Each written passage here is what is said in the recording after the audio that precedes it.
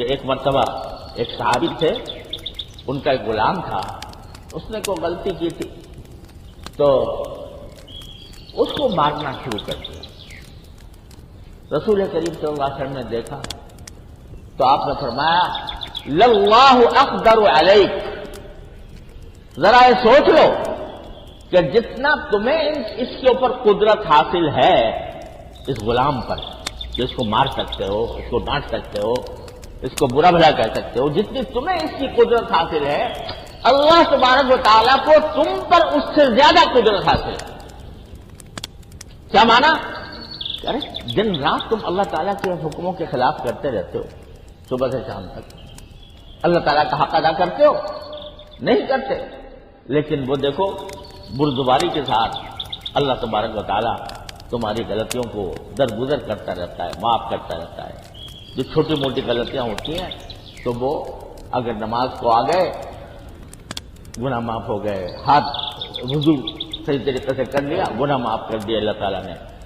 تو اللہ تبارک و تعالیٰ اگر تم سے اپنی قدرت کے مطابق تمہاری برائیوں کا انتقام لینا چاہے تمہارا کیا حال ہوگا؟ تو اگر تم اللہ تعالیٰ سے چاہتے ہو کہ وہ تم سے درگزر کرے اور تمہاری برائیوں کو معاف کر دے تو پھر انسانوں کی برائیوں کو تم معاف کرو۔ یہ عفو و درگزر یہ نبی کریم سرور عالم صلی اللہ علیہ وسلم کی خاص صفت تھی۔ آپ نے سنا ہوگا ضرور واقعہ کہ آپ ایک مرتبہ کہیں سفر کے دوران ایک درخت کے نیچے سو رہے تھے، اتنے میں جب آنکھ کھلی تو دیکھا ایک کافر ہاتھ میں تلوار لیے کھڑا ہے اور یہ کہہ رہا ہے کہ محمد آج تمہیں مجھ سے کون بچائے گا؟ اس وقت رسول کریم صلی اللہ علیہ وسلم کے ہاتھ میں ہتھیار نہیں تھا، اس کے ہاتھ میں ہتھیار ہے، تلوار ہے، اور کہا کہ آج تمہیں میرے ہاتھ سے کون بچائے گا؟ رسول کریم صلی اللہ علیہ وسلم نے اطمینان کے ساتھ جواب دیا میرا اللہ بچائے گا۔ اطمینان کے ساتھ، جس اطمینان کے ساتھ آپ نے جواب دیا اس کا اثر یہ ہوا کہ اس کے اوپر تھرتھری تاری ہو گئی، کب کبھی تاری ہو، اور ہاتھ سے تلوار گر پڑی، اس کب کبھی کی حالت۔ اب آپ نے اٹھا لی وہ تلوار اور فرمایا کہ اب تمہیں میرے وار سے کون بچائے گا؟ بس وہ گھجانے لگا کہ اب تو تلوار آپ کے ہاتھ میں ہے اور میں نہتا ہوں، میرے پاس کوئی تلوار یا ڈھال اس کے مقابلے میں نہیں ہے۔ تو رسول کریم صلی اللہ علیہ وسلم فرمایا بتاؤ میں تمہارے ساتھ کیا معاملہ کروں؟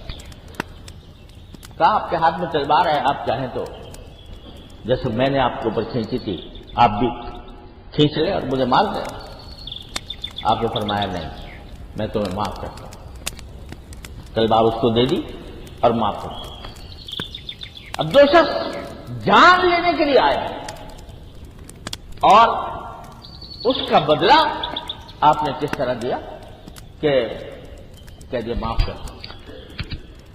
معافی اور عفو درگزر یہ نبی کریم سرور عالم صلی اللہ علیہ وسلم کا خاص وصف تھا، اور صحابہ کرام کے اندر یہ اللہ تبارک و تعالیٰ نے یہ وصف پیدا کر دیا تھا۔